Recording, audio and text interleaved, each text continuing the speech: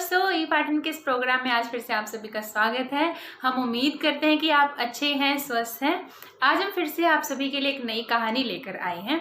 आज की हमारी जो कहानी है वो एक ऐसी घटना पर बेस्ड है जो हम डेली लाइफ में देखते हैं। जैसे हम अपने घर के आसपास देखते हैं कि बहुत सारे घर हैं, पड़ोसी रहते हैं, कुछ जानवर भी साथ में रहते हैं, जैसे डॉग्स हैं, कैट्स हैं, रैट हैं और काऊ हैं। ऐसे बहुत सारे जानवर रहते हैं। तो आज की हमारी जो कहानी है वो एक ऐसी जगह के बारे में बताती है जहाँ पर बहुत सारी बिल्लियाँ रहती हैं और बिल्लियों के साथ साथ कुछ चूहे भी साथ में रहते हैं। तो आपको क्या लगता है कि वो आपस में दोस्त होंगे या फिर वो एक दूसरे को दुश्मन की नज़र से देखते होंगे? और जब कोई प्रोग्राम होता है, कोई फंक्शन होता है कहीं पर, तो वो उस प्रोग्राम में क्या करते हैं? क्या बिल्लियाँ चूहों पर झपट करती है या चूहे बिल्लियों पर झपट करते हैं उनको मारने के लिए? क्या होता है उनके साथ? आइए इस कहानी को पढ़ते हैं और मज़ा लेते हैं।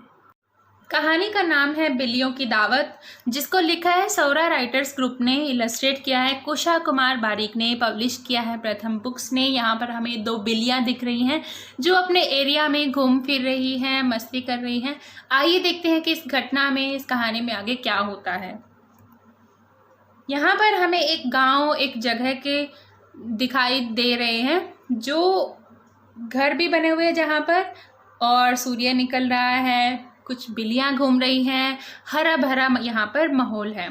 और इस कहानी को पढ़ने के साथ साथ अगर आपको ड्राइंग करनी है तो आप इस पूरी बुक में बहुत अच्छी अच्छी ड्राइंग देखेंगे। तो अगर आपको ड्राइंग करनी है तो इस वीडियो को पॉज करके भी देख सकते हैं कि कितनी अच्छी क्रिएटिविटी इस बुक में की हुई है। कहानी भी पढ़ते हैं, साथ ही साथ ड्राइंग भी करिए। दूर एक गांव में कुछ मोटी बिल्लियां रहती थी। उसी गांव में कुछ चूहे भी रहते थे। आपको क्या लगता है वे आपस में दोस्त थे? आप जैसे यहाँ पर बताया है कि कुछ चूहे रहते थे और मोटे बिल्लियां रहती थी। आपस में क्या वो दोस्त थे? देखते हैं आगे। जैसे ये गांव का दृश्य दिखाया हुआ है कि इस गांव में एक औरत है जो खाना बना रही है और इस गांव में बिल्लियां रहती हैं, चूहे भी रहते हैं साथ ही साथ। आपको क्या लगता है कि वो दोस्त हैं या फिर क्या है वो आपस में? एक दिन मोटी बिल्लियों ने दावत करने की सोची। उन्होंने हलवाई को बुलाया। उसने बड़ी सी आग जलाई और भात, पीठा और कई पकवान पकाए। जैसे हलवाई को बुलाने के बाद तो कई सारे पकवान बनवाते हैं उससे, तो उन बिल्लियों ने भी आग जलाई, भात, पीठा और कई सारे पकवान बनाए। जलेबी, लड्डू, बहुत सारे पकवान इस तरह के बनाए और बड़े बड़े देगों में से अच्छी खुशबू सब जगह फैल गई। सबके मुंह में पानी आ गया। अब मोटी बिल्लियों ने चूहों को भी दावत में बुलाया। ये तो यहाँ पर हम देख सकते हैं कि चूहों को तो पहले से ही खुशबू आ रही थी। यहाँ पर बिल्लियों ने चूहों को दावत में बुलाया, है ना।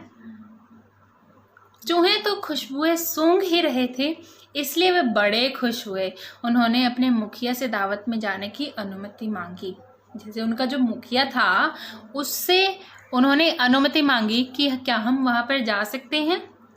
तो उनके मुखिया ने कहा, तुम जा सकते हो, पर याद रखना कि बिल्लियाँ हमारे दुश्मन हैं। उनके आसपास सावधान रहना, किसी को चोट नहीं आनी चाहिए। पहले वहाँ अपने नीचे एक बिल खोद लेना। अगर कुछ गड़बड़ हो तो उस राह से भाग निकलना। अब चूहों ने उनके मुखिया से पूछा।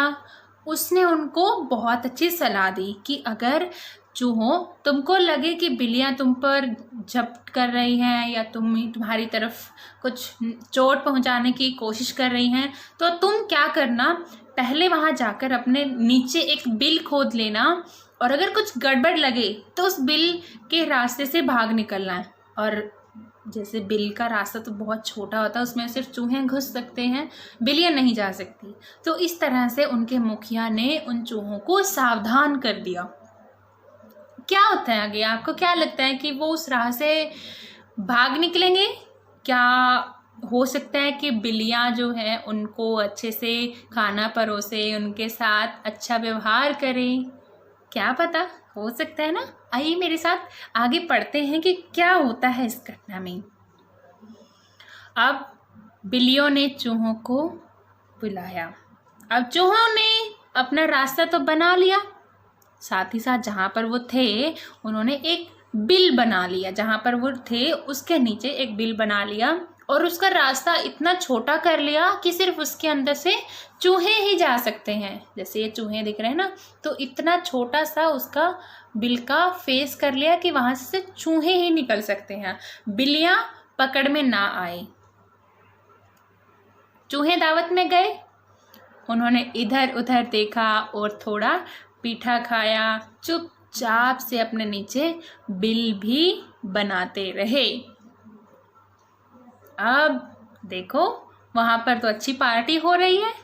अब ना चूहों ने कुछ कहा ना बिल्लियों ने कुछ कहा, आराम से चूहों ने भी पीठा खाया, बिल्लियों ने भी खाना खाया और सब ये तो नाच गाना कर रहे हैं। क्या होगा आगे? संगीत बज रहा था और बिल्ली व चूहे मिलकर नाच रहे थे। जैसे हम यहाँ पर देखा ना भी कि ये सब नाच रहे हैं। ढम ढम बजा ढोल और पी पी बजी तूरी, नाचो गाओ पकड़ो खाओ, मोटी बिल्लियों ने गाया। क्या गाया? नाचो गाओ पकड़ो खाओ, यानी कि नाचो गाओ पकड़ो, किसको पकड़ो? चूहों को पकड़ो और खाओ। ये मोटी बिल्लियों का एक संकेत था कि नाचो भी, गाओ भी और चूहों को पकड़ो भी और उनको खाओ भी। अब क्या हुआ? संगीत में सब लोग मगन थे। क्या चूहों ने अंदाजा लगा लिया होगा कि बिल्लियां उन पर झपट करने वाली है? क्या होगा? यहाँ पर बिल्लियों ने जैसे ही गाना गाया, नाचो गाओ पकड़ो खाओ, अब चूहे समझ गए कि कुछ गड़बड़ है और वो अपने बिलों की ओर भाग चले। चूहों को इसका मतलब पता था, नाचो गाओ भाग जाओ। उनका जवाब था नाचो गाओ भाग जाओ।